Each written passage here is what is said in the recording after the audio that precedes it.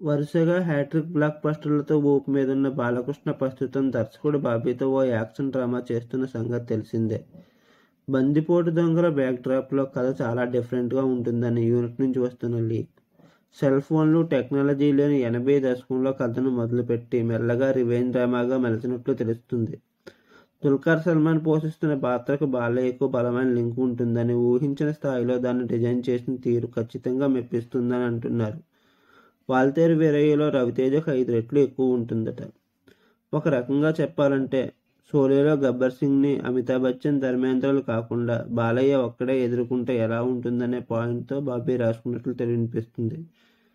అధికారికంగా చెప్పేది కాదు కానీ ఆఫ్ ది రికార్డ్ నమ్మకమైన సోర్స్ నుంచి వచ్చింది.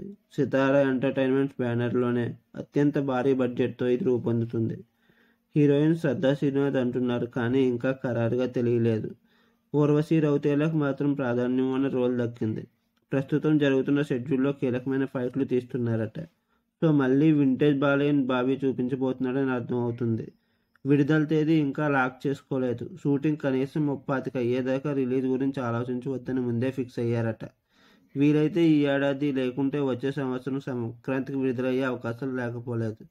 బాలయ్య డిసెంబర్ సెంటిమెంట్ని ఫాలో అయినా లేదా జనవరి పండుగను నమ్ముకున్న అభిమానులు హ్యాపీస్.